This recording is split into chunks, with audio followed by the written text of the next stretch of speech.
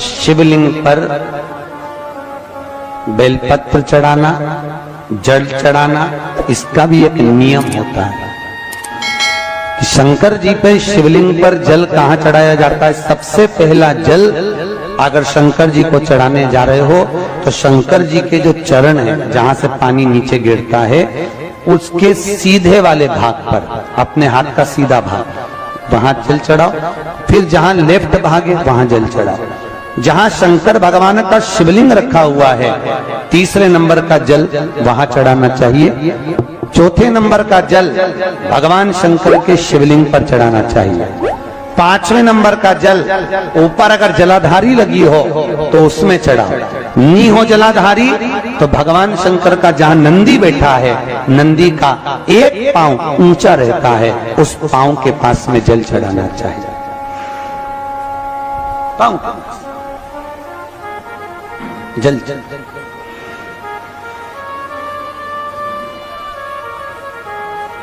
चरण के पास में। ऐसे 5 स्थान दिए हैं जल चढ़ाने के लिए। शिव जी का स्नान कितनी चीजों से होता है? 5 चीजों से। पंचामृत, दूध, बोलते जाओ, दही, फिर घी, शहद, फिर शक्कर।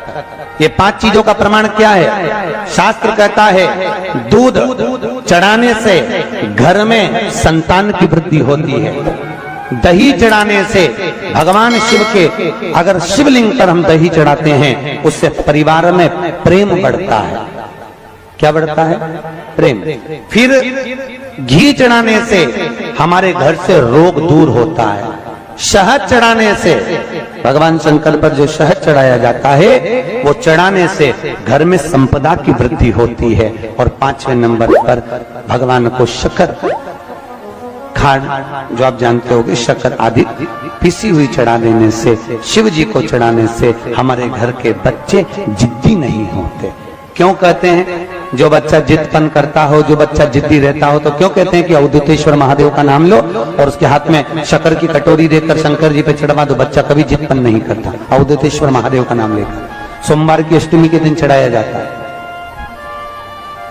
सोमवार की अष्टमी को अवधूतेश्वर का नाम लेकर सूर्य नारायण भगवान को अर्घ दिया और सूर्य नारायण भगवान को अर्घ देकर जिस पात्र से अर्घ दिया था वही पात्र ले जाकर जल शिव जी को चढ़ा दिया। जैसे कल आपको कथा में कहा था कि रविवार के दिन सूर्य नारायण भगवान को अर्घ देकर सोमवार के दिन उसी पात्र से शंकर को जल चढ़ाया जाए तो जीवन में जो विघ्न आते हैं, तकलीफें आती हैं, रोग आता है, दुख आता है, कष्ट आता है, बीमारी आती है या कोई विशेष परेशानी आ जाती है, तो वो अर्घ का कलश ले जाकर उसको जब आप सूर्य को चढ़ा देंगे खाली हो जाएगा। उसी कलश को मांझना धोना नहीं, उसी को दूसरे दिन शिव जी पर ले जाकर उस जल को समर्पित कर देने पर फल की प्राप्ति।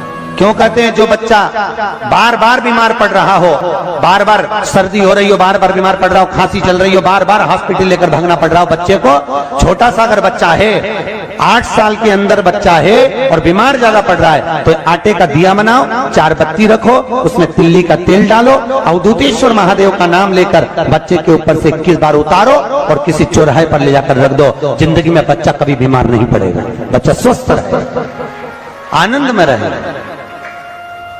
आनंद में रहे, स्वस्थ की मूल। और वैसे भी प्रथम सुख, अरे बोलो तो, निरोगी काया। घर का प्रथम सुख निरोगी काया। व्यक्ति अगर धन की मूलता नहीं है, साफ पैसा अपनी जगह पर है, फिर निवेदन करता हूं, धन अपनी जगह पर पड़ा है, सबसे पहला है परिवार में सब स्वस्थ रहें, सर्वे भवन्तु। कभी दुख की घड़ी चल रही है, कभी समस्या चल रही है, तकलीफ चल रही है, रोग चल रहा है, बीमारी चल रही है, कष्ट बहुत है, तो उसके दरवाजे पर जाकर इस माथे को थोड़ा सा झुका लो। कभी कभी अगर तुमको लगे कि मेरे जीवन में बहुत बीमारियों ने मुझे घेर रखा है, तो प्रयास करा करो कि बेलपत्र,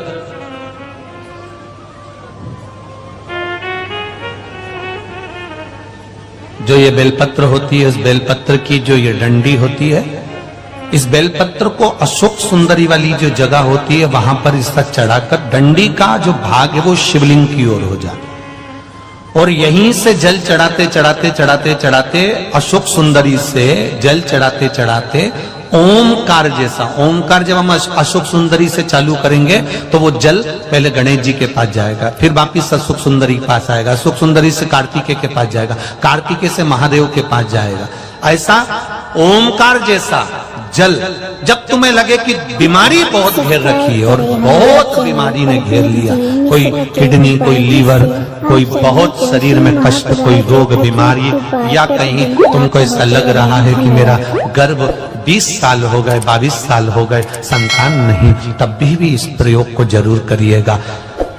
डंडी का मुख शिवलिंग की ओर, पत्ती का मुख अशोक सुंदरी की ओर, जल चढ़ाते समय अशोक सुंदरी से धार चालू कर कर गणेश जी पर, गणेश जी मालूम है ना सबको कहां गणेश जी होते हैं, कहां कार्तिकेय होते हैं, एक बार समझ लो उसको भी अच्छे से।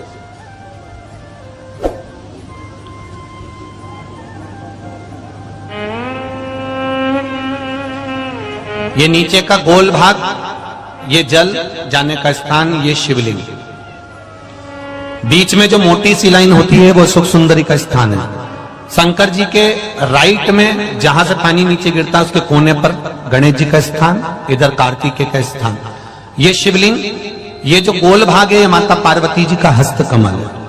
ऊपर से जो बूंद बूंद जल कलश में से गिरता है वो शंकर भगवान की 5 लड़कियां, जया, विषहरा, शामरीवारी, दौतली और देव, ये शिव जी की 5 लड़कियां ऊपर से जल की बूंद गिराती हैं। हम जब भी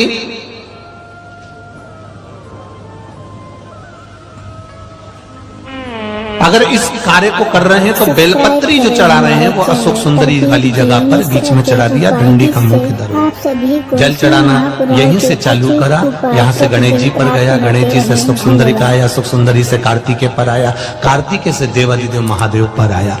ये ओम बिंदु जल है, इसको हरिओम जल भी कहता है।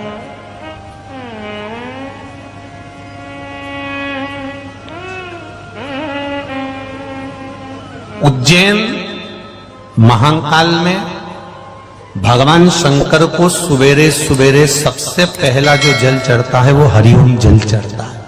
आप कभी भी उज्जैन वालों से जाकर पूछना, भस्म रमैया मंडल से पूछना या उज्जैन के किसी एक व्यक्ति से पूछना या वहां के पंडा जी से पूछना कि हरिओम जल कब चढ़ता है, तो वो कहेंगे सबसे पहला जल सुबह का हरिओम जल चढ़ता है। इसको हरिओम जल भी कहते हैं। ये रोग निवारण के लिए। घर में गंगा जल है तो एक प्रयास करके